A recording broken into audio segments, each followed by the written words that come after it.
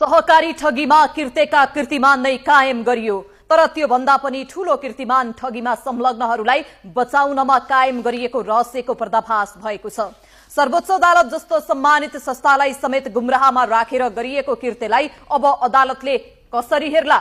उसले त्यही कृत्य कामलाई विश्वास गरेर आदेश सुनाइसकेको छ, जुन कृत्यको कुरा पीडित बचतकर्ताहरूले थाहा पाएपछि अहिले उनीहरू इन्तु न चिन्तु बनेका छन्। सहकारी ठगी प्रकरणमा रवि लामिछाने लगायत 500 बढीलाई थुन्नु भन्दा ठूलो करामत पूर्ववर्ती सरकारहरूले देखाउन सकेनन्, जसको कारण सहकारी ठगी प्रकरणमा अहिले आएर एकपछि अर्को गर्दै किस्ताबन्दीमा किर्तेका धेरै घटनाहरू सतहमा आउन थालेका छन्।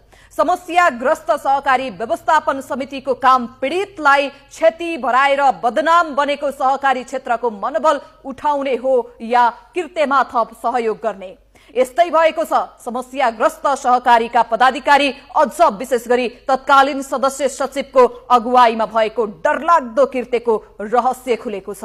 सर्वोच्च अदालतलाई समितिका सदस्य सचिवले पठाएको गलत पत्रको आधारमा ठगीमा संलग्नलाई निर्दोष बनाएर थुनामुक्त गराइयो, जसका लागि जिल्ला र उच्चको आदेश बदर गरियो।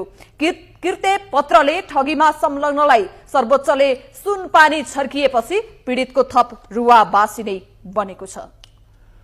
फसेको रकम उठ्ने आशा अझै मारेका छैनन् पीडितले। उनीहरूले घाँस कटाएर, पसिना बगाएर र दुःख जिलो गरेर आर्जन गरेको रकम भविष्यको सपना थियो, तर समाजको मान्यता र पवित्रतामा धबिना नै लगाएर सहकारीहरूको जुन लुटकाण्ड मचाइयो, सम्भवतः नेपालको आर्थिक क्षेत्रमा यो बेहद बेइमानीको अध्याय मानिनेछ।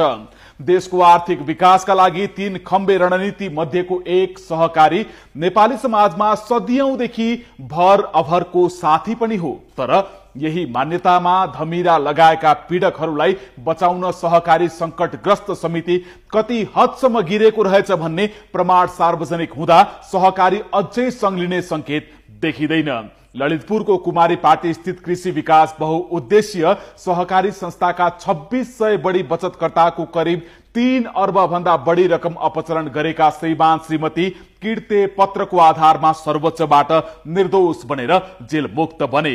चलखेल पनि चरम नै गरिएको यो प्रकरणमा अहिले संकटग्रस्त सहकारी समितिलाई प्रमाण लुकाउन भ्याइ नभ्याइ छ, तर सर्वोच्चलाई समेत गुमराहमा राखेर गरिएको यो कृत्यमा सर्वोच्चले उनीहरूलाई माफी गर्ला र कृत्य गर्ने सदस्य सचिव अवकाशमा गइसके, तर उनले गरेको कृत्यले कहिले अवकाश पाउने छैन।